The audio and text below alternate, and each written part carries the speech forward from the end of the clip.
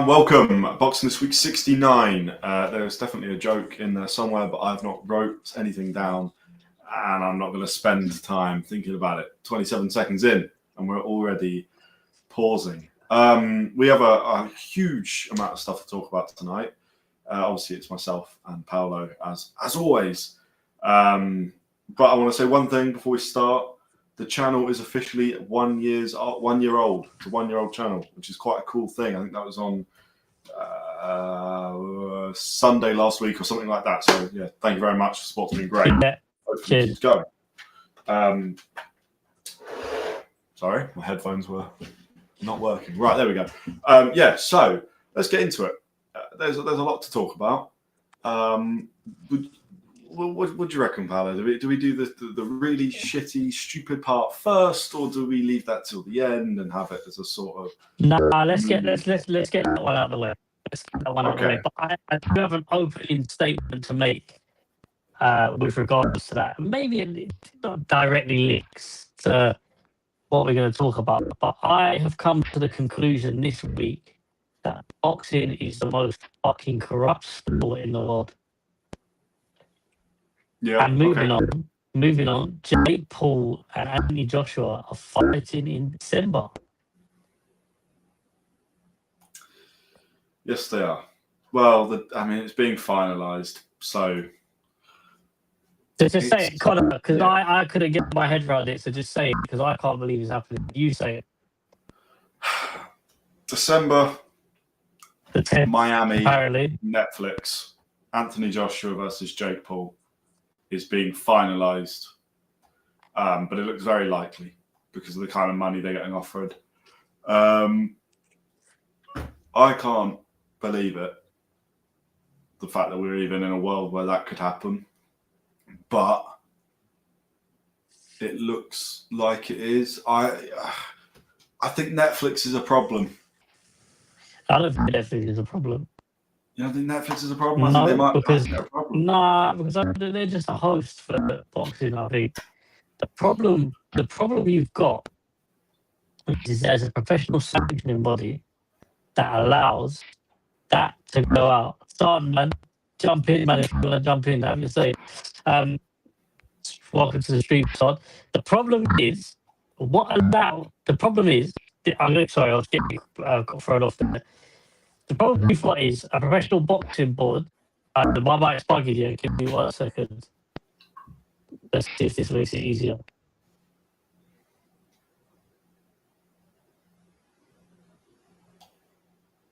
Can't hear you at the moment, mate. Hold on.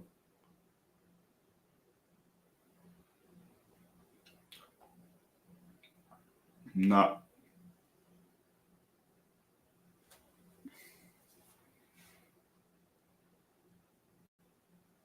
Okay, I'll tell you what, when Paolo's sorting that out, Anthony Joshua versus Jake Paul. My issue with Netflix is the fact we're now saying they've done Jake Paul, Mike Tyson, a disgrace of a fight. They've done, or we're trying to do, Sarge, you've helped them out, I promise. Hopefully it'll come back and it will be pristine quality, so it won't matter. They've done, they were going to do Jake Paul and Gervonta Davis, which is arguably worse than the Mike Tyson fight. Then, they did Katie Taylor, Amanda Serrano 3. That was a great event. But it feels like they are doing all of these for the wrong reason. Hello? I can hear you. It did bug out at the start there. Keep talking. Tested. Yeah, that's all right. I think that's good. That's good. Okay, cool. Sorry. Yeah, go on. I think Netflix are starting to build a reputation that the only way they're going to get anybody on their platform for boxing compared to DAZN or anyone else is by putting on these ridiculous fights. And now we're talking Jake Paul, Anthony Joshua, which, by the way, is a death sentence. Yeah, so don't worry about it. If you didn't tell me, then we would have had a howler of an episode because my mic would have been FUCKED. Can't say it out wide. But yeah. Sorry, yeah, go on, Conor. They're just building a reputation for it. Like, we're genuinely at a point where I associate Netflix with these dummy fights, and they're sanctioning it and allowing it. We're going to talk about sanctioning bodies in a second, by the way, because Miami, disgraceful. but Florida rather, disgraceful. But Jake Paul can't beat Anthony Joshua. And I don't mean can't beat as in it's bad for the sport. Of course it's bad for the sport, but I mean can't beat as in physically incapable of ever beating him. There's no puncher's chance. There's nothing that Jake Paul can do just as good as Anthony Joshua. There is nothing. I'm going to throw in a meme in for you right now, or a little clip for you, Conor.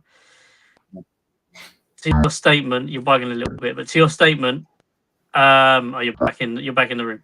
Mm. To your statement of can Jake Paul beat Joshua? On paper, no. Joshua should hospitalize him, if not worse, with one punch. And he will. In the back of my mind, the way Jake Paul's career has gone, I'm going to leave it with, oh, yes, he can. Oh, yes, he can. No, he can't. He can't. Oh, yes, if he does, then it's fixed. And I'll tell you why. For that specific reason, I am convinced that every fight Jake Paul has been a part of has been scripted or fixed. Maybe bar Ben Askren. And Ben Askren. Other than that, I think the problem he's got is the power he's got is money. When he's fighting a lot of these YouTubers on early doors, he's already got a lot more capital than them. He's able to chuck more money at them. You're now picking. We go on to his later on into his career that he's had so far. You're fighting UFC fighters who, I'll be honest with you, obviously haven't earned massive amounts, maybe off of what they were doing. I think Tyrone Woodley, ex-champion on UFC, but the money that Jake Paul probably threw at him to take a fall. I just don't see how a man like Tyrone Woodley loses the way he does twice. I think they've all twice. I don't see it. And then we go on to the more ridiculous one of Mike Tyson and Jake Paul. And it kind of leads on to the sanctioning bodies, the boxing boards that allowed a 58-year-old man who wasn't medically 100% fit. Can I add? The link's in the chat, Sod. Just join that link and you'll be able to join. It's pinned. It's pinned. Medically not fit to fight, in my opinion. Should not have been in the ring. Did get in the ring. Going on to prior to announcing Joshua, he was meant to fight Gervonta Davis. Gervonta Davis called him out at a press conference. Gervonta Davis' words and quote, "The only reason I would drop out of this fight is if I feel like something is fixed." True. That was Gervonta Davis' words. Yeah, but we know what's going on with Gervonta Davis as well. I agree. I know the quote, but he's got the criminal cases behind him that are meant to be the reason. It's easy to say that, but I think it's for other reasons. Also, there's a ridiculous fight in being Jake Paul was a 205-pound fighter fighting a 135 Gervonta Davis. So it was ridiculous in that sense. And then obviously they've announced Anthony Joshua and Jake Paul now for December, which I can't believe I'm saying. Yeah, I don't even want to give it a lot of time. I don't see what the only thing Joshua benefits from this is money. Yeah. There isn't a benefit. I mean, the Ngannou fight we could justify because the money was there, and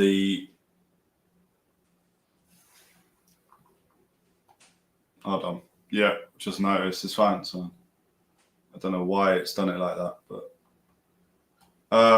the money could be justified, and the fact is, right there you go. The new link is up. That's the actual correct one now. That's just gone to the chat. Sorry, the money was fine. The fact is, Ngannou did pose a threat against Fury, so there was an element of, all right, he might give Joshua something to think about. Jake Paul gives Joshua nothing. No experience. It's just money. And like, there is a point. I know these guys put their lives on the line every time. And I completely understand it. But there is a point where we have to look at it and go, right, you've got a lot of money. You don't need to do this. Here we go. We're joined by Saad. Let's reorder it like that. I'll take away the overlay. Wait. There we go. Okay. How are you, Saad, how are you doing? I'm all good. You? Yeah, I'm all good, man. Welcome to the chat, Saad's football corner.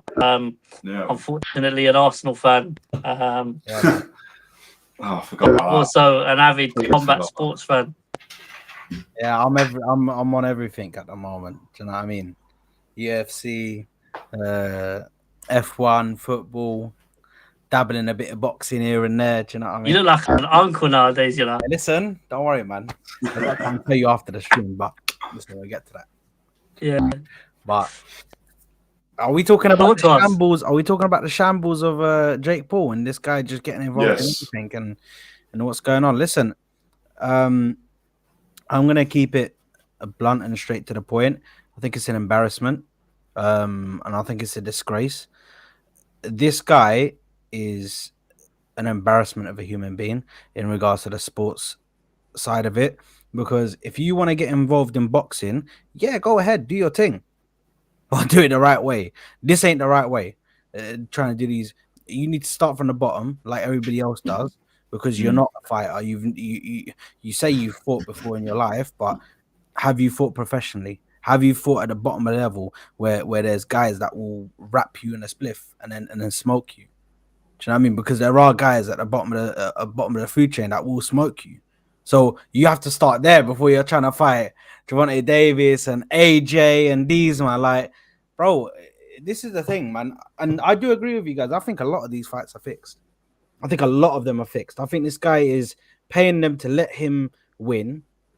I don't know whether these are going to be professional fights or anything, or whether they're just exhibition fights. They're all pro fights, unfortunately. Apart from Tyson. I think Tyson was an exhibition. No, Tyson's pro. You're lying. You're lying. So we said, the great Mike Tyson has Jake Paul lost on his record. On his record, yes. Bro. The game's gone. Game's gone. Game's gone. Game's gone. 100%, bro. What's going on? That's what they do. They get special sanctioning rules. They pay off the sanctioning bodies. I don't know if the fights are fixed. I wouldn't be surprised, but it's more the way they structure the fights is built for him to win. Bro, come on, man. He's got throwaway money. He's got throwaway money, bro. He can just. I think as I've learned this week. Ego. Yeah, like, yeah. I think as I've learned this week and speaking to Flips, we had a chat yesterday about certain things. But one thing that made me realise in the conversation we was having, not going into detail, is they're giving professional boxing licenses to every man and their dog in boxing. Be that, and I quote, rinky-dink shows and professional fighters. Jake Paul has got a professional boxing license. He had that since he had the YouTube fight, his first YouTube fight, or second YouTube fight. They give him professional boxing licenses to YouTube fighters. Game's gone. Game's gone, Conor. I'll be honest with you. So the YouTube side is slightly different. So Misfits have their own sanctioning body. PBA. Yeah. So they've got a professional license, but they can only fight under the PBA. And the PBA is structured for these guys so that they should be, it's sanctioned with the mindset that these are YouTubers fighting YouTubers. So it is professional, but it's kind of not. Like, it's not the same thing. When you talk about the Florida Boxing Commission and Nevada State, these are the guys that are doing Nevada Athletic and the British Boxing Board of Control, and they're allowing Jake Paul to fight Mike Tyson or Gervonta Davis or Anthony Joshua. I mean, just, like, literally You've got muted. You've muted, Conor. I've muted? Yeah. I think the point you were trying to make, Saad, is, yeah, these how do I put it? These boards that obviously are sanctioning these fights are the problem. They're the massive problem. You're talking about professional boards allowing, when you go back to Tyson and Jake Paul fight, 58-year-old man getting in the ring who was not in 100% condition, very ill, I heard as well. Yeah. So you've got that as well. And I also think as well, the other problem is Jake Paul is competing and he's ranked in the he's in the rankings for professional boxing now. Like, bro, I don't know what to say. Everyone's gone mute apart from me. No, can you hear me? Connor, what's going on? Talk to me. Hello, I think it might be a you. Bear me a second. We're having some technical difficulties. You change if you turn your phone around, we'll be able to see you like on a rectangle thing. Don't worry, I've dealt with Streamlabs and StreamYard for ages, bro. So I know the hacks. Do you know what I mean? If he flips his phone around to like the landscape view, it will. Yeah, you Paolo. Phone. Yes. Oh, he can't hear us. Oh, okay, I see. I don't know what's going on. How comes he can't hear it? I don't know. He's on his phone. He's left his laptop, so he's been on his phone. I apologize. We're having a stinking voice. What's going on? I'll be right back. Okay. Right. Okay. Yeah, but it's. Listen, I'll be real, Connor. It is.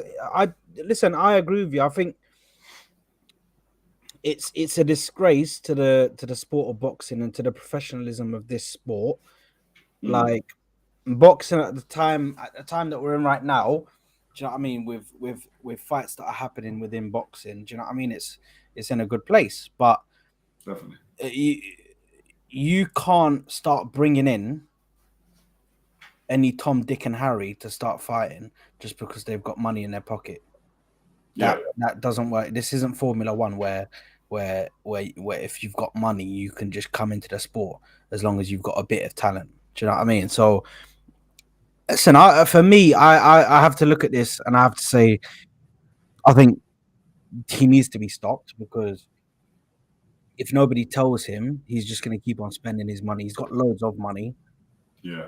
Him and his brother, do you know what I mean? They're involved in all types of businesses, all types of brands.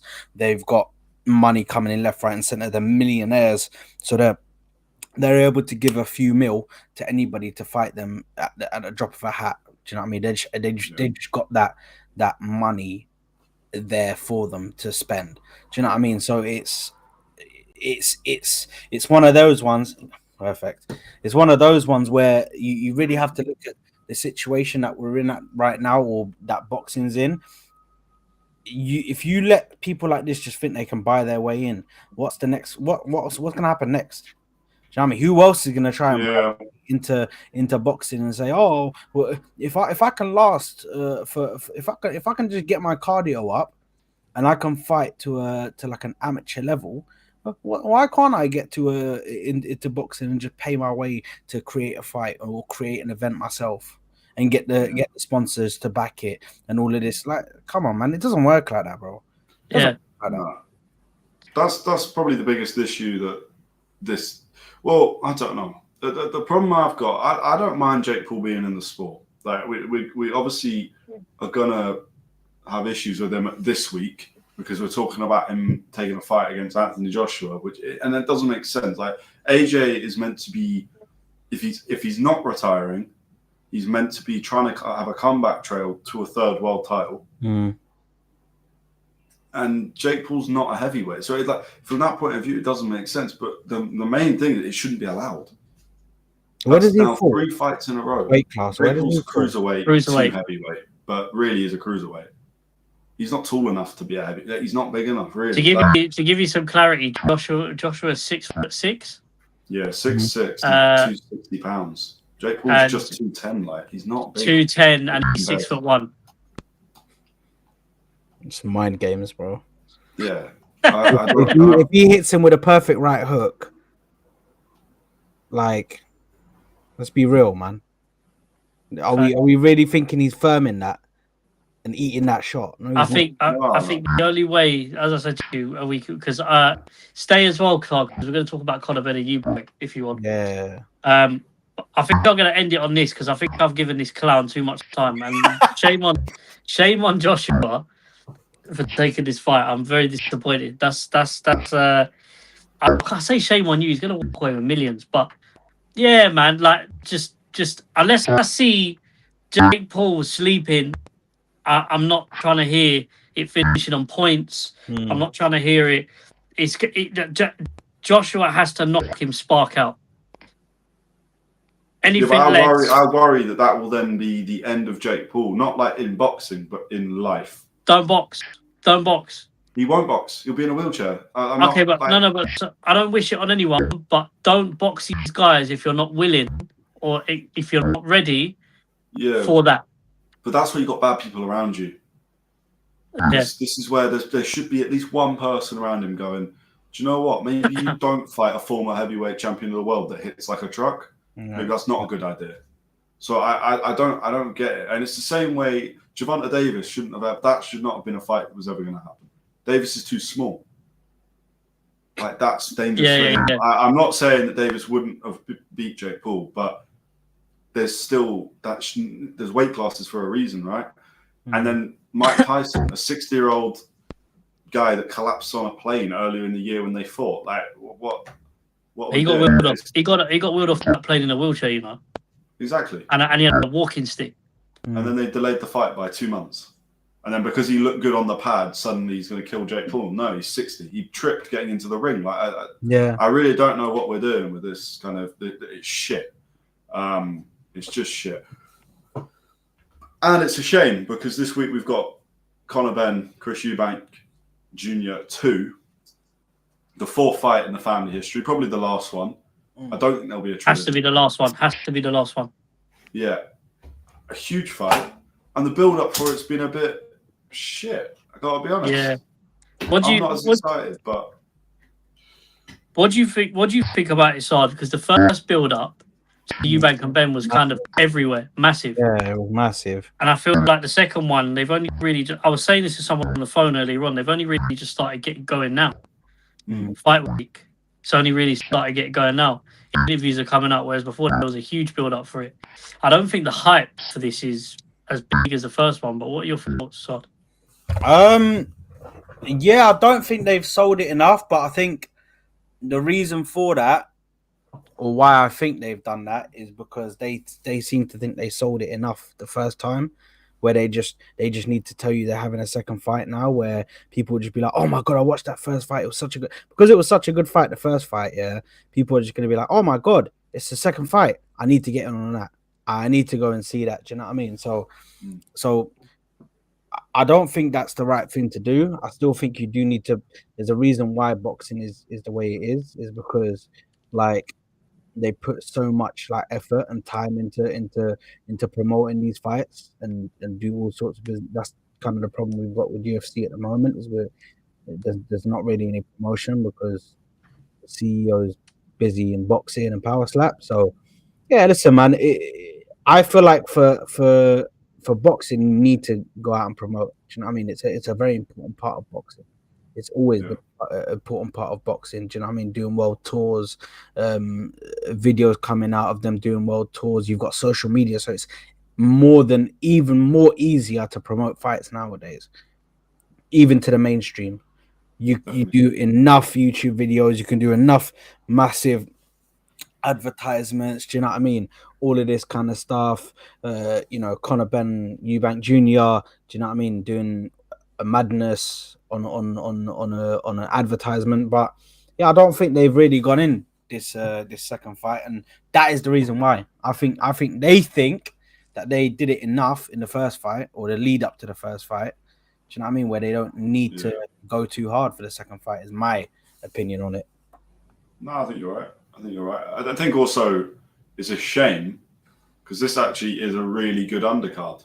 And yet if you look anywhere online, people will tell you it's shit, which I think is purely because they've not promoted it. I've not heard anything about Jack Catterall this fight week or Echo Essen. It's a great fight. Adam Azim's fighting this weekend. Adam Azim, yeah. Adam Azim. Like Richard Riakporhe back at heavyweight. Sam Gilly, Ishmael Davis is a great fight. Go on, Karen. But these are good fights. These are really good fights. It's not. I don't think it's. I don't know about pay-per-view worthy.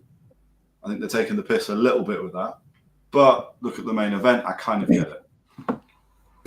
But they've not promoted this event. So when you go online, you've just got people hating, and there's no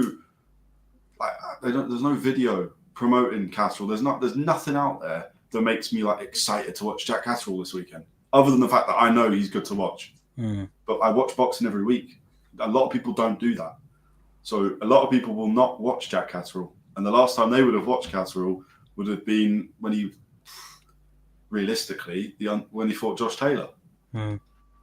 So you got to build the hype. And like Adam Azim's a huge star, or could be, in terms of talent. But he's still got a huge amount of profile he needs to build. The man from Slough. Slough, I think he's from. That sounds right. I could probably find that, to be fair. Yeah. Slough. Good knowledge. Yeah. So, I mean, I've spoke to Azim in person a couple of times. I've met him at press conferences, had a chat with him, had a chat with his brother, and a couple of his really close friends, and he's really locked in and dialed in, to be fair to him. I think he's probably, when you talk about boxing's biggest draws, I think in terms of the stars, he's probably one of the most developed. You've got him for boxing, he's got him and Callum Simpson on there at the moment, who seem to be, obviously with the exits of the stars they had, Ben Shalom's got to work really hard with the ones he's got now. Obviously on the female side, you've got Fran Hennessy, who's doing big things. So but listen, Adam Azim, if he gets through this test, which I think is going to be a tough fight for him, to be fair, but it'll be good, because I think last couple of fights haven't been maybe aesthetically pleasing to the eye of some people. Obviously, he had that fight where his opponent's shoulder went mid-fight. When we talk about that one, but if I'm being brutally honest with you, I think I try to be respectful here when I say this. I genuinely think it's just one of them cards where people are, the 65% of combat sports fans are casuals. Yeah, maybe higher. 65%. I'd go higher. This is exactly the point that I was gonna do next, or hit on the head next. To be honest, I think it's gone. Can you not hear me? Yeah, we can hear you. I can't hear you too. This thing is bugging. Yeah. Streamlabs is bugging. Yeah, I don't know why. Because it shouldn't. Because it's only on a phone. It shouldn't be any different. Yeah. But anyway, that's actually the point that I was gonna hit. As well is that if you look at the casual fan base for boxing, it's such a big part of boxing. Like there's so many people that will just buy a pay-per-view just because it is what it is. Do you know what I mean? It's a big boxing card. Everybody's saying to me that they're watching it, so why not? Let me just watch it. I like a bit of boxing, have a little drink with the family and all that stuff, and watch it. Do you know what I mean? Yeah. So it's a massive part of it. So you want to get the quote unquote casuals, you want to get them hyped up for the fight. Do you know what I mean? But the fact that they're not hyping up, and not even like, obviously you guys know boxing better than me, innit? So you guys know these guys on the prelims. Do you know what I mean? And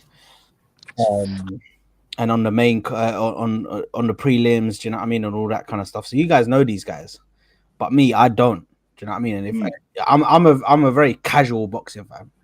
I'm a very casual boxing fan. I only watch the big fights because, do you know what I mean? I'm more MMA, UFC guy. But that's fair enough. For me, like, you should be showing these, like, the young talent coming through and the next generation of fighters.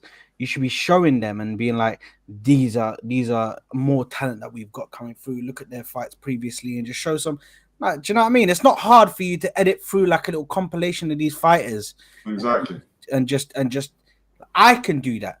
You pay me a couple 100,000, I'll do that for you. Do you know what I mean? Because I know how much these guys are getting paid to make these promotions and these big like sets and stuff. Do you know what I mean? They're getting paid like loads to make these promotions, and they come out with this stuff for this card. Like, it's bad. It's bad. If it's a stacked card as well, as you guys say, like, it's crazy how they're not trying to capture casuals, as you can call them, I guess. It's a very good card. We've got, I mean, how many good fights? I'd say 5 good fights. Mickey Talon and Fezan Shahid isn't a great fight, but it's one of the fights. I don't understand it. They're also struggling to sell tickets for this event. Don't necessarily take it as something like the kindness of Mr. Al Sheikh's heart that he's given away 2,000 tickets to black cab drivers in London. Yeah. That's partially him doing a good thing, and I have a lot of respect for him to do it like that. But also, it's because there's thousands of tickets they're not selling. The cheapest tickets as well. We're not talking just ringside where it's $3,000 for a seat. We're talking 60 quid for I mean, you're high up, but you're still in the stadium, and they can't sell them. And it's fight week. This fight has a whole different feel to the first. The first one was exciting. The whole week, I couldn't wait to get to Saturday just to see these two fight. This time, it feels like the emotion's not there as much. The fights can be very different. And that is exciting. But they'll have a number of pay-per-view they want. They did 660,000 last time. This is really weird. You still can't hear nothing? Nice.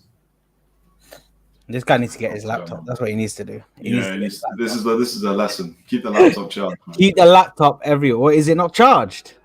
No, he's left his charging cable at work or something like that. Brother, this guy needs to keep backup cables, man.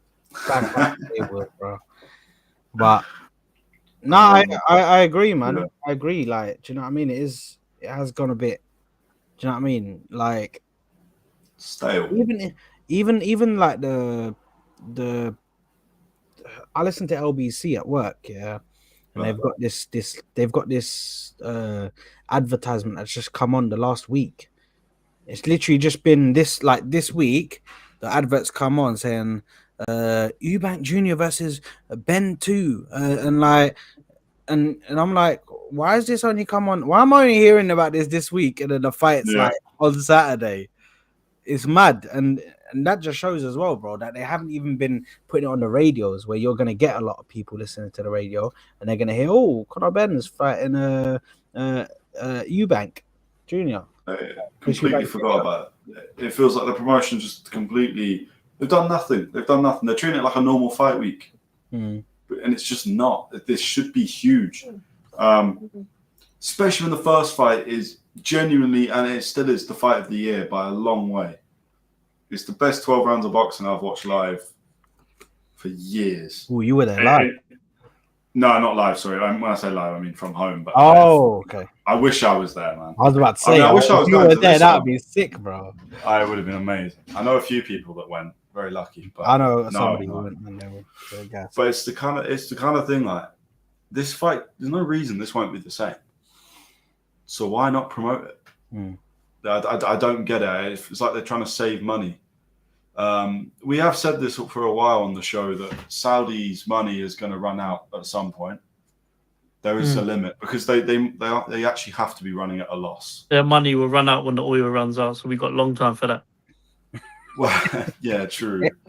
But so their overall plan is bringing tourism to Saudi Arabia. I'm assuming, which they've done, by the way. They have made it massive. They're building a city in the desert. Says it all, really, doesn't it? Well, the 1 mile long or the 1 mile thick, rather, just like straight. That one. Yeah, that one. Yeah, they've not. They're building. Saudi are getting what they get out of the sport, and I do apologize, guys, that have joined and maybe watching about me cutting in and out. There's an issue with my sound, so I think I'm just gonna have to cut in and out. Perfect right now. So just bear with me because I think I'm gonna have to jump in and out if it happens. But Saudi's tourism has gone up. People want to go to the country. I know people who have gone and done media in Saudi for the events. The country is obviously unreal. If you've been or not, I don't know, but the country is unreal itself. But what they're doing with that side of things, they've got boxing, they've got obviously the UFC over there, they've got football, they've got darts, they've got pool, they've got snooker, everything. Do you know what I mean? Wrestling, WWE is a big one. That's probably one of the biggest franchises, I think, in the world, to be honest with you, in terms of how big it is. So they've got all of those shows over there now. They're able to do this show in London. I think the attractiveness of fighting in Saudi is quite obvious, money, but also tax is low on it. Let's be honest with you, for the fighters, that's a bonus. But, you know, Turki Al-Sheikh was questioned when he first had the Saudi venture that all the shows being in Saudi, does it take it away from the boxing fans? And what he's done is, I think not long after he said that, he had shows in New York, he's had shows in the UK, he's had shows at Wembley, Tottenham. I believe that his sponsoring is on probably most boxing shows, Riyadh seasons. It's probably on most boxing shows you see up and down the country for Queensberry or Matchroom.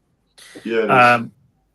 So, you know, look, in terms of this fight, has the promoting been up there? No. But then ultimately, I feel like everyone's still going to watch it. The stadium's still going to sell out. So how much do they really need to do? I think we're going to see a full stadium. I don't think we are. Really? I don't think we're going to see a full stadium. Yeah. I think there's going to be. You won't see it on the live, I don't think. But they've given away tickets. They're literally giving them away. Just they're trying to do anything. I mean, I'm looking at Ticketmaster right now. I'm going to have a look. We'll have a. What are you saying? Get some tickets over here, man. What are you doing, son? Yeah, bro. Like, give us tickets, bro. I'm gonna go. If they give me tickets, bro, I will be there. What's going on? Why they give away tickets, bro? I want tickets. Saad's turning up in his Arsenal top. Bro, yeah, 100%, bro. Doing a Mazzoline in front of the stadium. Like, don't ask me questions. I shouldn't say that on here, bro. It's recorded. Let me not say nothing, but like, bro, give me some tickets, bro. Do you know what I mean? Okay, so just from what I'm looking at now, and this is just Ticketmaster, so this doesn't even include all the ones that are like reselling. There's 550 results for a single ticket in like the main stands, which I know, I mean, like a stadium was 70,000. That's nothing really, but like they've sold a lot. But there's whole rows on Ticketmaster. You can just go look that are empty. You can literally take a whole row for yourself. I think, do you know why I say they're full? Because whether we know it or not, come weekend, community tickets get given out. And I'm telling you, they'll fill it up. Well, they've already, with this one, so they've already given away 2,000 to black cab drivers. But it's one of those, that's not out of the... I might have given them free media and content, and they're giving them to black cab drivers. Hey, Paolo, too funny. I was like, brother, help me, man. Like, let me get in the media pass, bro. Nah, man. This way, bro. You know what I mean? And black cabs are expensive as well, you know. Who the hell takes a black cab? I'm going to have every black cab driver onto me in London now. But who the hell takes a black cab? I'm never going to get in one again. I won't, because I'll use Uber. But yeah. Mind games.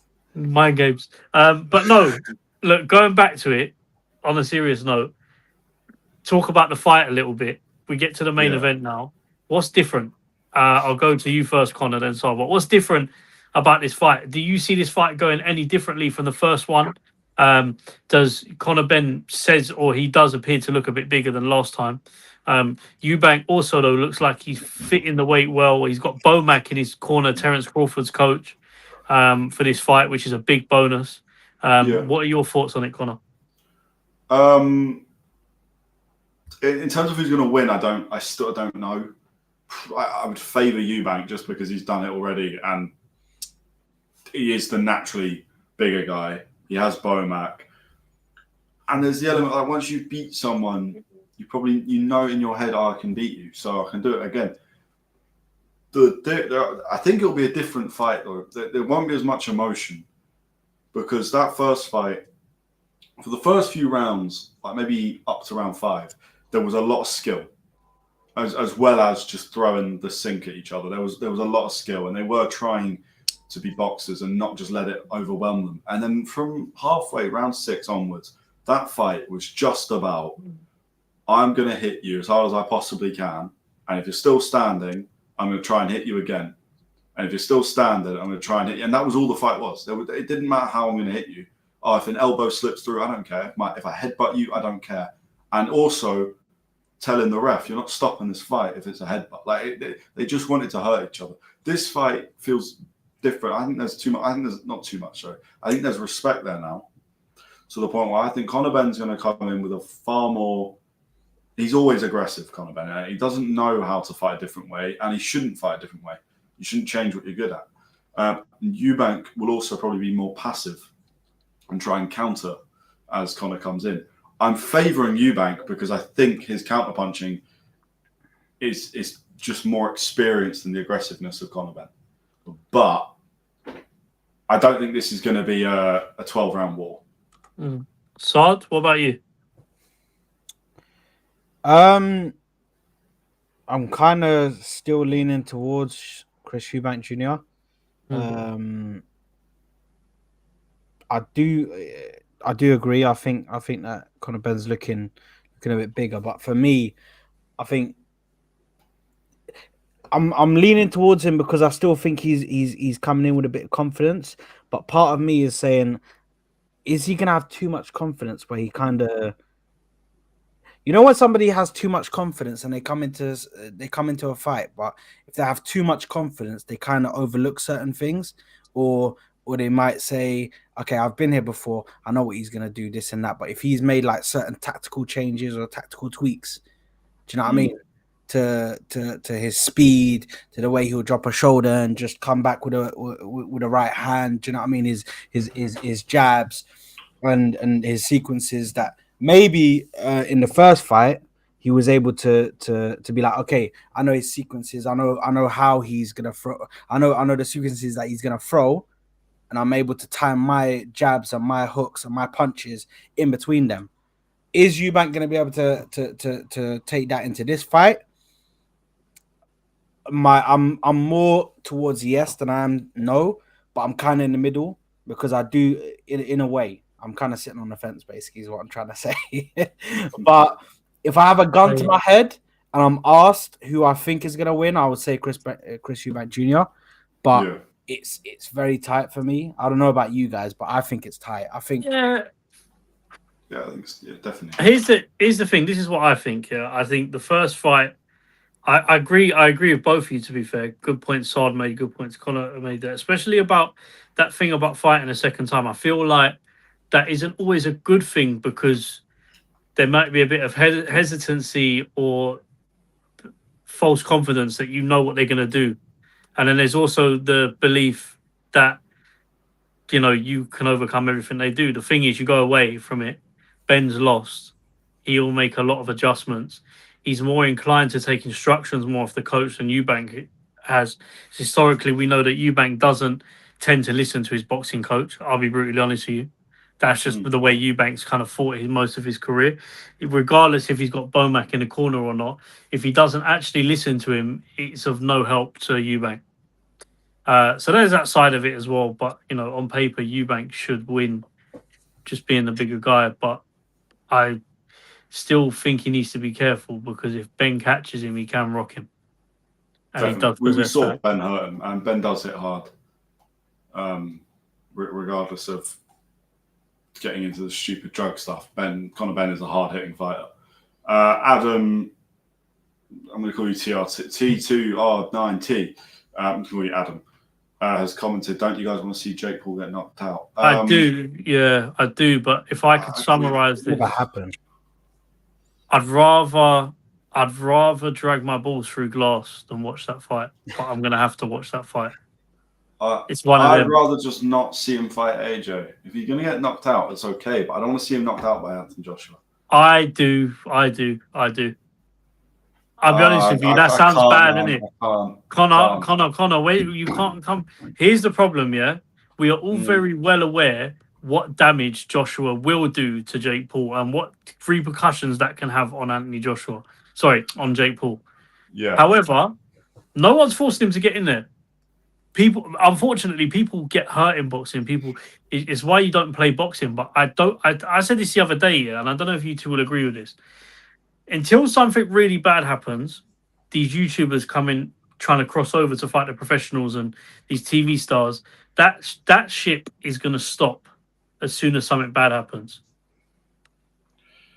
Is it though? Yes. Is it? Yes, well, because it will make because if some. you saying? All right, saying, I'm even saying. Die, I'm even no. I don't wish. I would never wish that I'm not on saying anyone. you're wishing that on them. Sorry, I just mean, like, is that? I'd never wish that on anyone. But yeah, I know what you mean. But what I'm trying to say to you is, if the eventuality, we've seen how many deaths there's been in boxing this year, quite a lot. If you want to go that morbid and say that something like that would happen, which is a possibility to any fighter that gets in a boxing ring, the punch doesn't necessarily need to be hard. If it hits you in the right way and your brain reacts differently to it, then, you know, we've seen it. Just to give you an example, we've seen it outside of boxing. I saw a story in the news the other day about somebody who bumped their head off a wall and then died because of a bleed on the brain. So we're talking about, I'm talking about fine margins, yeah. So when you talk about boxing, it doesn't necessarily always have to be the hardest punch that kills someone or hurts them. And I think the very, very best and the very top professionals take that risk getting into the ring, but they know what they're signing up for. But they've also earned it, worked hard for it. They've come up the right way. They've fought through the rankings, or they've had that career beforehand, amateur, or they've done everything right. Jake Paul's kind of just fallen into it and gone, yeah, I'll just call out Canelo and I'll just call out Joshua. And then there's loads of people going, yeah. And then I'm seeing some people going, well, Joshua's like towards the end of his career. He might be done. This is good for Jake Paul to fight. All of you that say that, go to the doctors tomorrow immediately. There is only one outcome, and it is that Anthony Joshua will knock him out. I don't like it. I would rather see Jake Paul keep fighting and not get knocked out by Anthony Joshua than see him get in there, because I know it is fine margins and it isn't always the biggest punches. But when you have a guy like Anthony Joshua who punches, well, he's one of the heaviest punchers in the world, that increases the chance of risk. Look what he did to Ngannou. I saw that's your boy, you know. Ngannou got folded like a deck. Ngannou's your boy. Listen, man, that guy's left UFC for time. Equilibrium, brain damage, dog. Listen, we're not even speaking. Ngannou's a professional fighter. That's he was the hardest hitting UFC. Yeah, he was PFL, the hardest. UFC, PFL. Take that away, didn't he? But the thing is, yeah, it's very different, bro. Because if you put boxers in the UFC, they yeah, but we got a perfect guy on for this argument. You know what? We've talked about Conor Benn, We spoke about Joshua. We need to have this chat with him, because we ain't had a UFC fan on here for a minute. True. And I just, have we got time for that or not? Or have we got anything else? Of course we got time for that. The only other thing is Vergil Ortiz Jr., because he knocked out Lubin. He should fight Boots next. It looks like that's going to happen next. And that's all we need to say on it. That's honestly. Yeah. Right. Hey, that was quick. Until the fight's made, there's no point. We've spoken about it so many times that we know that's the fight. When that fight gets made, we do a full video on it. But we got the UFC fan in his side. Listen, I've got a question to ask you. Yeah, you are very, very right. By the way, I'm going to answer your question and then give you a question. You're very, very right that boxers going over into the UFC would be a big problem. They're not built for it. I get it. As soon as they step into an octagon, they are screwed. Yeah. Yeah. The thing is, you lot ain't got the bread to pay them. That's why you man are coming over here. Yeah. Listen, the thing is, yeah, the pay for UFC fighters is definitely a problem. Yeah.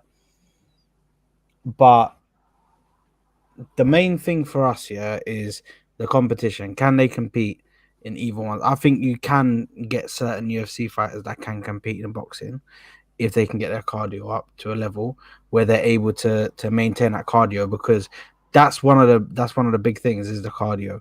Yeah. Of course, there's also the skill on the feet, the speed on the feet, and that kind of stuff. But I maintain this. It's more difficult for a boxer to get into the ring than get into the octagon than it is for if that's the case, why? And hear me out, and Conor, you can comment on this as well.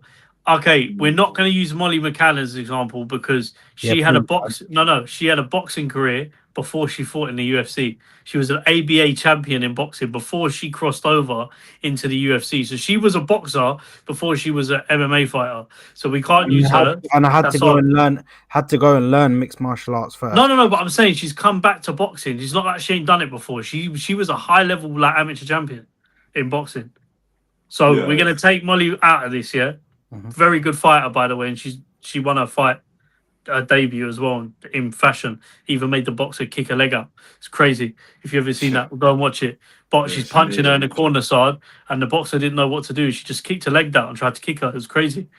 But I ain't seen an MMA fighter go into proper boxing and do anything. If you set like Ngannou and Fury. In hindsight, Fury won that fight.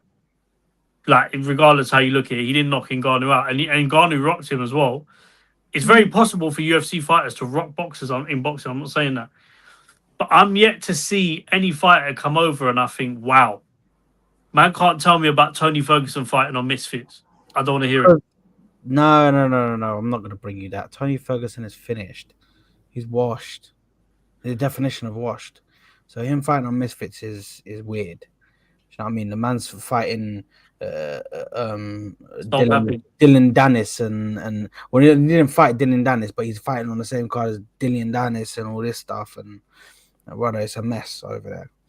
But there are fighters that I could say could come into boxing and they could name them. I think the fighter from this weekend that's fighting on the main event, Jack Della Maddalena, very good boxer, on the feet, a very, very good boxer, had very good technique, can come in and has a very good has very good stamina, is able to stay fighting for a long time. Is he a better boxer? Would you say he's a better boxer than prime Conor McGregor?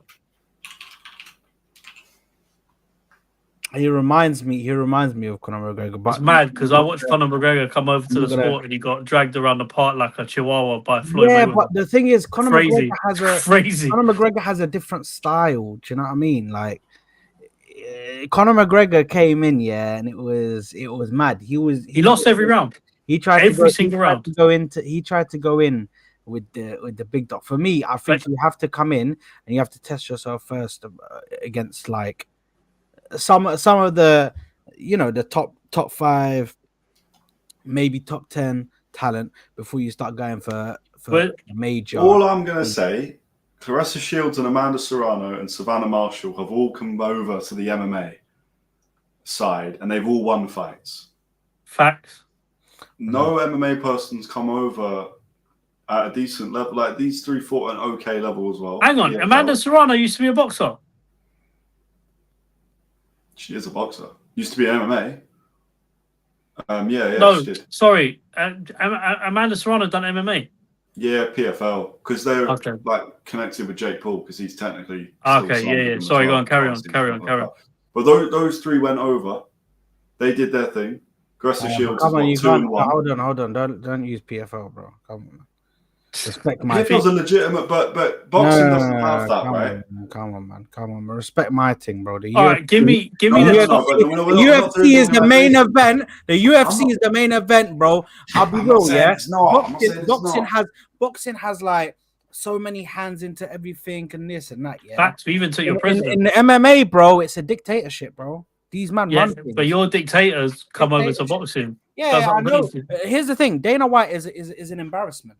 But we're not going to get into that. We're not going to get into that because we don't want to speak about Dana White. I'm saying PFL is, if you want to, the only reason I'm saying PFL is, let's say that's like English title level, right? Yeah. And the fact is, UFC guys could maybe come over and fight at English title level and get a win in boxing. But they're going to struggle, by the way. Boxing came over to MMA and they won in the PFL. So I'm not saying by the way, I'm obviously not saying MMA you put a champion in. I've seen MMA fighters, in PFL and won champions and all this stuff, I've seen the likes of what's his name? I forgot his name, man. and he come into the UFC, bro. Man's bamboozled, bro. Like how quick they're moving, and he's trying to catch up, and this guy's a champion, bro. This guy is a champion. I'm not saying at the same level. I'm not saying at the same level. No, but it's a completely different level for the UFC. So I think boxers can go to UFC, and by the way, I don't think they'll be champions, but I think boxers can go to UFC. I think it's an easier transition. Oh yeah. If you talk about transitions, technically, I think it's easier because a boxer can go over to UFC. If he fights somebody, for example, Saad, that isn't necessarily takedowns and stuff like that, and he's more stand up, he's got more of a fighting chance, I think, and he or she could potentially win. The problem that you run into is when you start getting fighters who do Brazilian jiu-jitsu and everything else. That's when you've got a problem. I agree with Saad there. But what I will say is, who is the best light heavyweight at the moment on the UFC?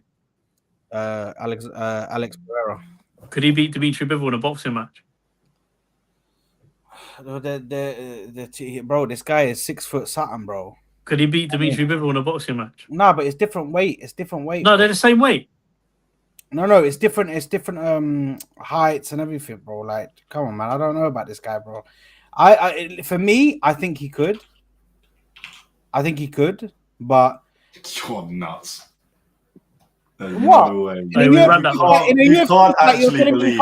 In a UFC fight, you're telling me he can't beat him? Oh, no, I'm talking about boxing. Of course he could, bro. Boxing, because your thing was that you're saying they could come over and do a thing in boxing. Yeah. I agree with you. I think if boxers will come over to UFC, I think boxers would struggle. I agree. I can agree with Saad on that, whether Conor does or doesn't, but I do agree with him on that. No, I think they would struggle to a level, but I do think there's boxers that would be able to compete. I don't think there's any UFC fighters that would be able to compete in boxing at a good level. Take out Molly McCann just in case anyone goes. UFC fighter that would be able to compete. Maybe Tom Aspinall actually, because he was a professional boxer. I'd say John Jones. What am I talking about? I'd say Joshua Van. Okay.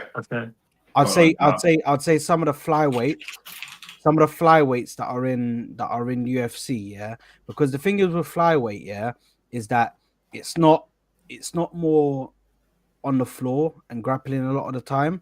Like you've got a fight that we had on which had Brandon Royval versus Joshua Van, and if you go and watch that fight, three 5-minute rounds, they did not go on the floor once.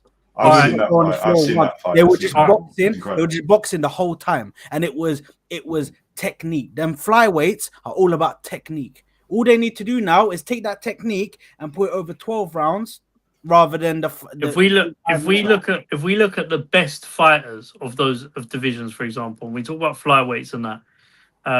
But I would say more money, unfortunately, although Naoya Inoue seems to be the anomaly in terms of that he brings a lot of eyes to the weight that he fights at, and Junto Nakatani as well, and these guys that fight in Japan.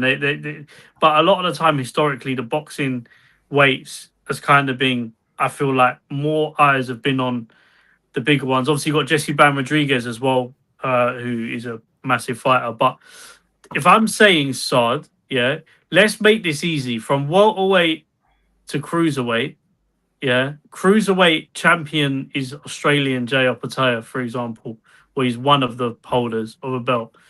Could your best cruiserweight beat Jay Opataya in a boxing match?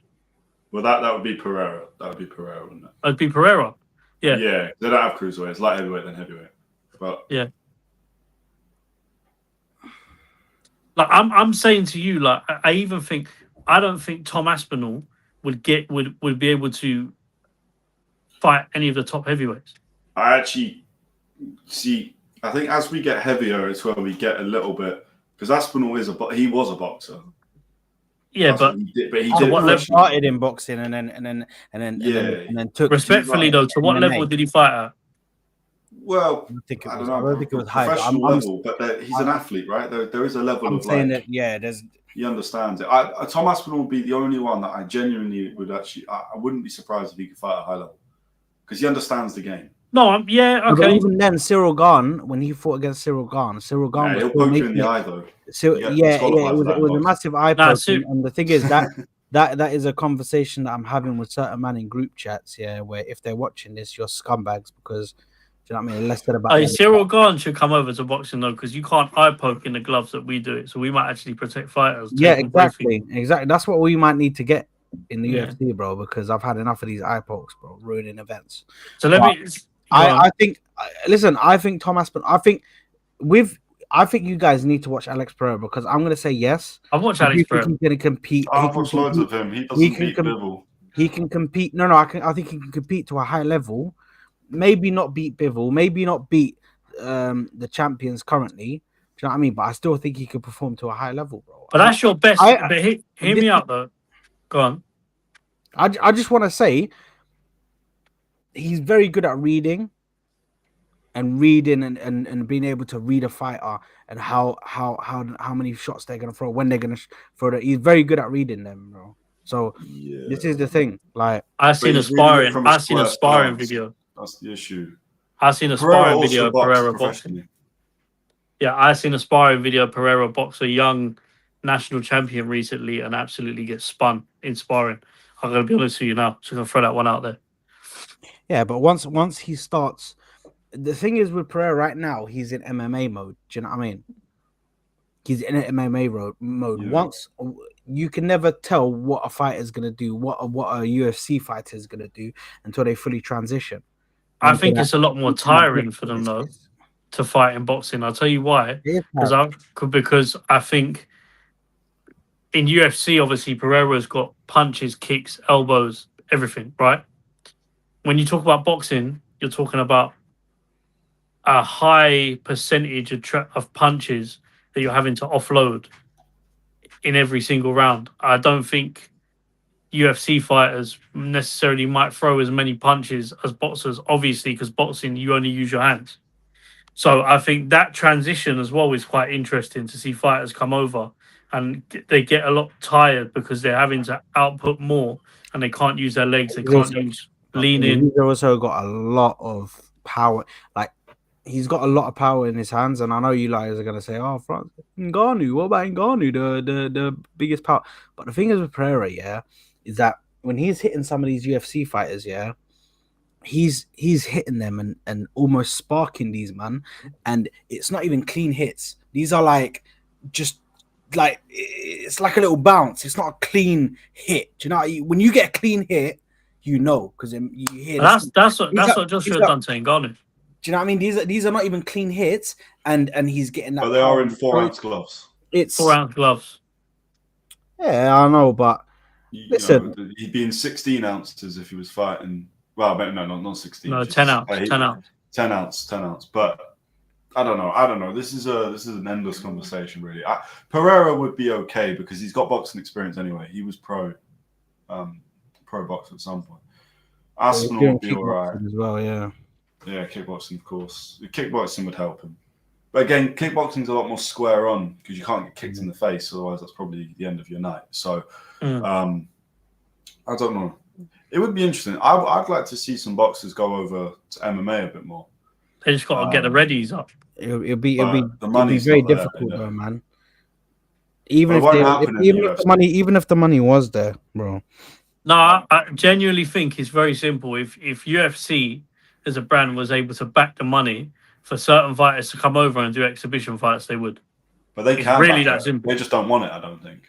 Yeah. UFC can start shelling out more money than boxing. One thing I will say in respect to UFC, and we can obviously end on this as well, because I know we've got to close up. But I will say one thing: UFC are very traditional in the real ways that they operate, and they will have serious fighters on their thing. And that's where I think boxing's lost their way a bit, because I think you're less likely to see exhibition matches in the UFC. I don't think there's been many to the extent of getting YouTubers in to fight professional MMA athletes. No. So I will say in that sense that UFC is probably more bang on than boxing, just in terms of the how they hold themselves to a high standard. I think boxing's slipped away a bit recently, but then there's a lot of factors to it. UFC is one organization. Boxing is the sport within multiple people, that multiple Dana Whites basically within boxing. So I think it's always the comparison is hard to. It's hard to really ever do a comparison because you're comparing one company to a sport. Yeah, that's my true. I think you've boxing is in regards to promotion, it's so far ahead at this current moment in time.